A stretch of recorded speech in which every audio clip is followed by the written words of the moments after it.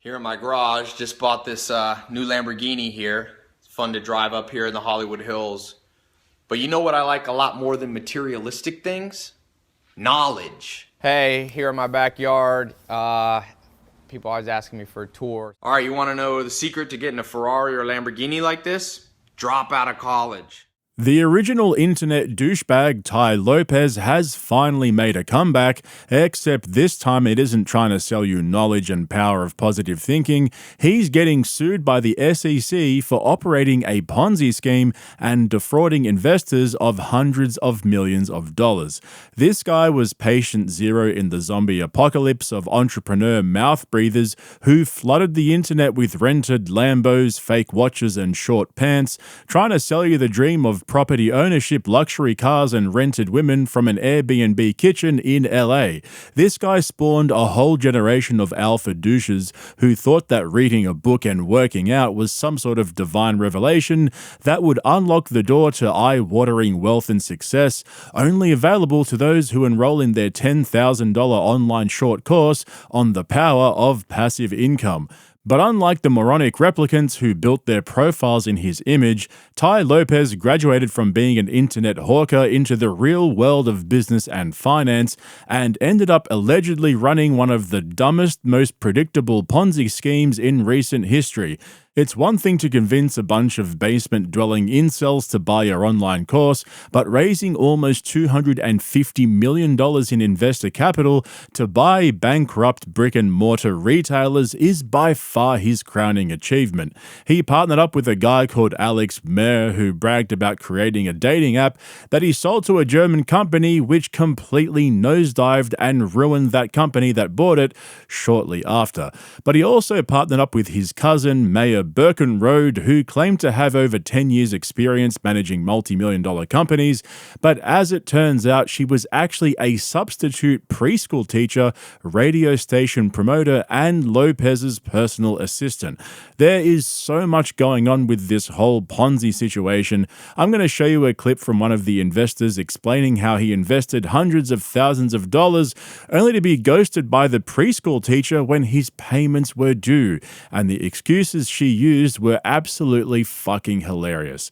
And just like clockwork, a bunch of entrepreneur influencers have come out in defense of Tai Lopez, including the Persian rug salesman himself, Patrick Bet-David, who got absolutely shit on by his viewers in the comment section. The hate-watching pandemic is seriously out of control. So stick around for the full breakdown. But first, for those of you unfamiliar with the Tai Lopez school of cringe, here's a short compilation to get you up to speed.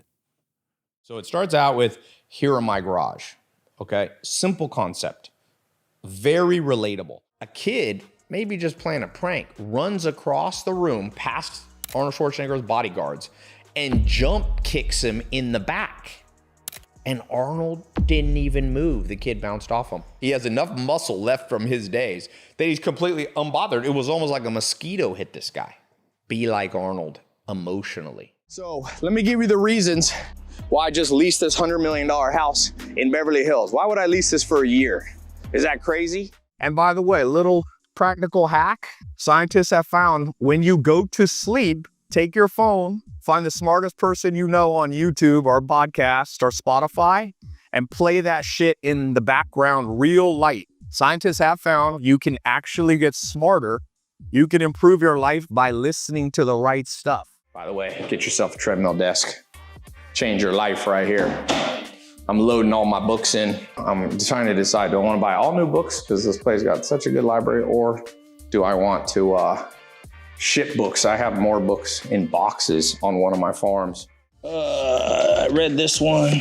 I like to go to sleep by reading 3 or 4 books. If you ain't sleeping well, don't be scrolling on your phone. Read. I don't have all my cars here because I have other houses here in LA, but I think I have the Lambo and Ferrari here. Yeah. Ferrari, Lambo. I got other cars. Some of you, this is a different garage. I shot that commercial like here in my garage, so I don't have bookshelf in this garage. I have my other house up in the Hollywood Hills. This is Beverly Hills.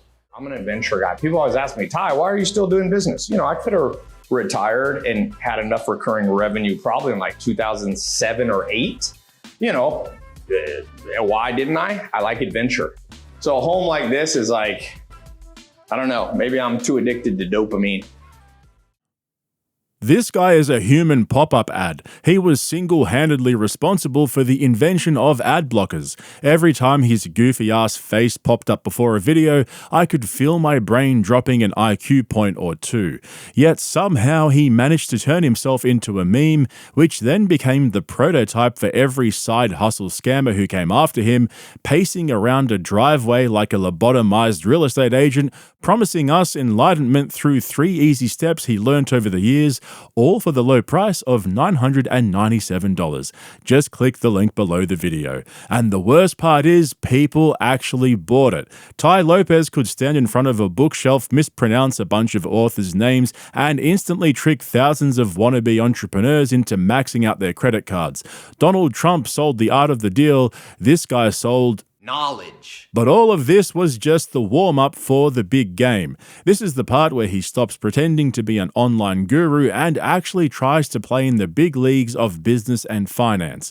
And just like every other time in his career, he did it the only way he knows how, overhyping a terrible idea, lying through his teeth, and roping in as many gullible investors as possible.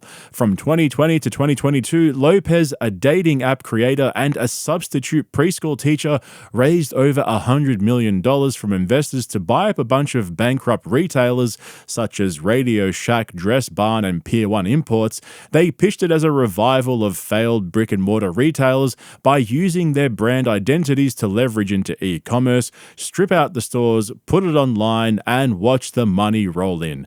Lopez called it one of the best strategies you can invest in. Except it wasn't. The whole thing was a scam. Allegedly. They told investors the brands were on fire and that cash flow is strong, but behind the scenes, every single company was bleeding money. Dress Barn lost nearly $14 million in its first year, S.D.N.Y was a black hole, and get this, not one of the businesses involved in the investment ever turned a profit. At all, like zero. So to keep the illusion going, they started moving money around like a shell game. They were transferring millions from one brand to cover shortfalls in another, and when that still wasn't enough, they went full Ponzi, paying investors their returns with money from other investors. The SEC claims at least $5.9 million in payouts were literally fake, money coming in the door from new investors and getting paid straight out to existing investors. But as usual, it gets worse. Tai and Mer were allegedly skimming off the top to the tune of almost $17 million. The SEC says Lopez pocketed millions through his personal company, Tal Promotions LLC, which, of course, had nothing to do with e-commerce or any of the businesses they were meant to be operating. So if you're wondering how he was able to afford the rental payments on his houses, cars, and girlfriends, that's likely where it was coming from. Investors. And by late 2022, the whole scam was collapsing. Payments stopped, Zoom calls and investor meetings vanished, and finally, Tai got on camera and admitted the obvious. The brands were broke, investor money was gone, and the company was dead in the water. By the following year, creditors had stripped everything and handed the scraps to a new company, leaving investors holding nothing but knowledge. And just wait until you hear the excuses from the substitute preschool teacher for those missed payments. My name is Jared Getz. I've known of Tai for, obviously many years. He was always, the biggest internet marketer out there. I mean, the deal was great. It was, 20% returns on your money for 2 years. And then there was supposed to be a return of capital after 2 years and a balloon payment of 40% paid with your principal returned. I threw in, I think it was like $275,000 or something like that. And, and they were paying back, monthly interest payments, and things were going really well. And then right around the time when the principal was due, and I'm a very easygoing, reasonable person. Right around the time the principal was due, Maya reached out and she was like, hey, is it cool if we postpone your payment for 2 weeks? We're just getting things in order. And, they sent a test wire, and I got the test wire, and they said, okay, cool, we sent your wire. And, a day goes by, I didn't get it. 2 days go by, I didn't get it. 3 days, didn't get it. Hey, Maya, I didn't get the wire. Cool, let me look into it for you. Let me figure out what's going on.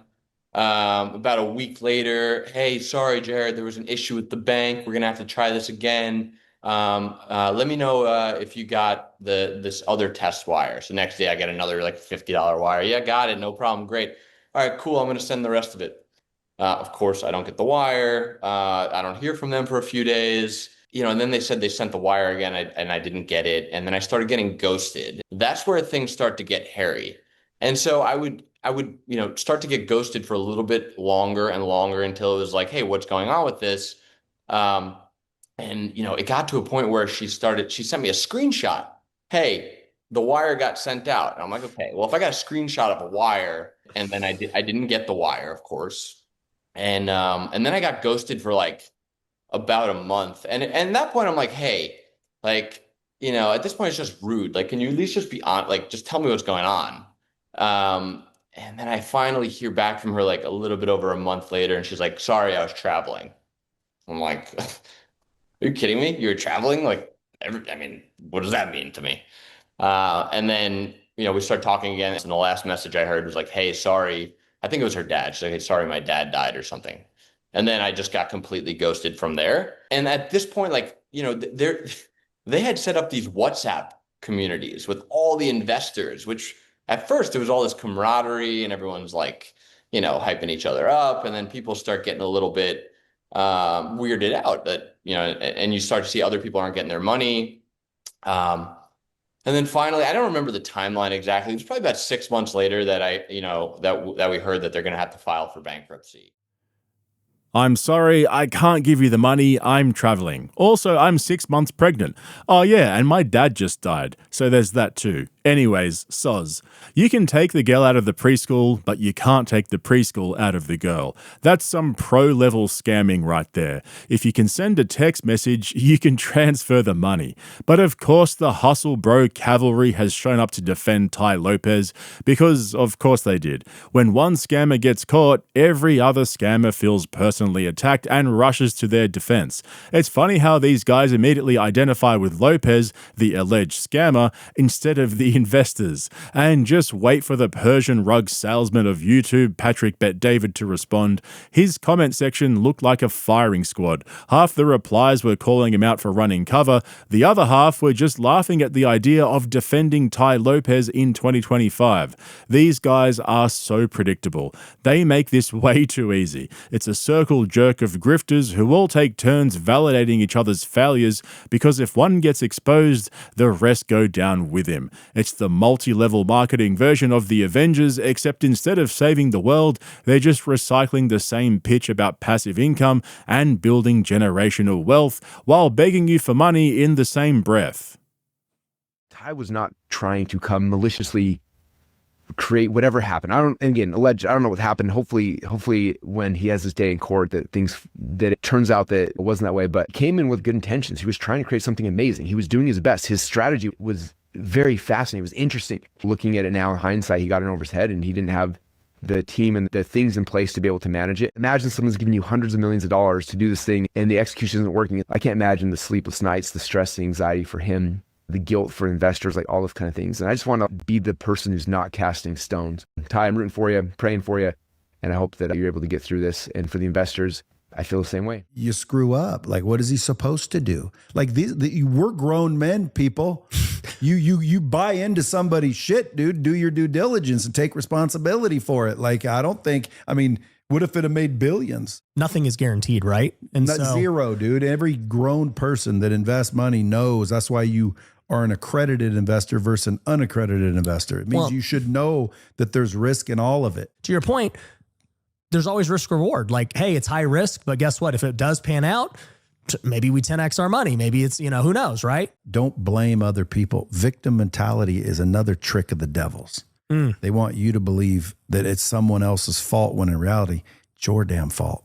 You got responsibility. As they go through this, and who knows, sometimes on the way you make enemies and people come after you. I hope this is a story that comes and leaves and they're fine and they continue growing their businesses. So let me get this straight. The investors are the ones who should take responsibility for their actions in giving a scammer their money and just accept their fate, even when Tai allegedly deceived them and stole their money. And what about this high risk, high reward argument? Yeah, sure, that means something when it comes to investment risk, but it doesn't extend to fraud and deceitful conduct. These are the kind of guys who blame women for wearing short skirts and justify whatever comes their way, if you know what I'm saying. But Patrick Bet David takes the cake. This guy is straight out of the internet entrepreneur grifter playbook. Let's blame the haters. Forget that Tai Lopez allegedly misrepresented the financial position of the companies he was supposedly running and stole over $16 million for personal use, then ghosted his investors when it all turned pear-shaped. Nah, that's not the issue here. It's the haters. Unfortunately for PBD, his viewers didn't share that same sentiment. New title, Insurance Scammer Calls Out Influencer Scammer. PBD knows all about Ponzi schemes. This is right up PBD's alley. PBD saying, I hope nothing happens is ridiculous. How about you hope justice happens? Dude has a soft spot in his heart for all these online scammers. It's sad. Whatever you do, Patrick, don't read the comments. Just stick to the script and don't look down at all the victims. I mean haters. Whoops. But here's my hot take on all of this. Because while I've been working on this video, I kept thinking to myself, surely Tai Lopez and all his defenders realize how stupid they sound. I mean, it's pretty hard to justify empathizing with a scammer when thousands of investors have lost all their money. So this is how I think they see things. Tai had an idea to revive brick-and-mortar retail brands by taking them out of bankruptcy and pushing them online. Part of that strategy involves establishing a strong online presence, getting your face out there and promoting the brands, and just your business model in general. Online marketing is their thing, right? So the way these guys see it, Tai wasn't skimming millions of dollars off the top of investor capital. He was using that money to boost his profile as a successful businessman and entrepreneur, which is all part of the overall strategy. It wasn't scamming, it was just a business expense to maintain his image and lifestyle so he could build up the online businesses into profitability. I mean, raising capital is all about marketing, right? Unfortunately, things didn't work out. You win some, you lose some. Oh well, better luck next time. That's seriously how I think these guys would justify this in their own heads. They see themselves as online pioneers, and anyone who doesn't understand what they're trying to do is just a dumbass hater. As for the SEC and federal court, somehow I don't think they're going to buy that. I mean, it's not exactly a legal argument, right? It reminds me of when Lehman Brothers went under during the GFC, losing billions of dollars for investors and causing one of the biggest financial collapses in history. And when the chairman and CEO, Dick Fuld, was questioned in a Senate hearing about how he pocketed upwards of $450 million in the years leading up to the crash, he said, "Yeah, but I feel really bad about it." Now, Tai Lopez is in a completely different league, I know, but that brand of narcissism and delusions of grandeur is exclusive to all these clowns who call themselves entrepreneurs. And it's worth mentioning, this is just the civil case. The SEC is coming after Tai for securities fraud, misrepresentations, and Ponzi-style payments, but if the Department of Justice decides to get involved, things get a whole lot uglier for the little guy. We're talking potential criminal charges like securities fraud, wire fraud, mail fraud, conspiracy, and even money laundering. Each of those carries maximum sentences of 20 to 25 years per count. Oof, that's rough. So while Tai Lopez and his defenders might brush this off as a failed business venture or just high risk, high reward, federal prosecutors don't really see it that way. To them, paying investors with new investor money isn't just a bad quarter or some risky bet, it's called a Ponzi scheme. And siphoning millions into your personal company isn't just a business expense to boost your image, it's misappropriation of funds. If criminal indictments drop, and they usually do, our boy will have a whole lot of time to read his books and expand his knowledge. So if you want to stay up to date with all my uploads throughout the week, make sure you subscribe to this channel, and if you enjoyed the video, make sure you hit that like button. Thanks for watching, guys. I'll catch you in the next one.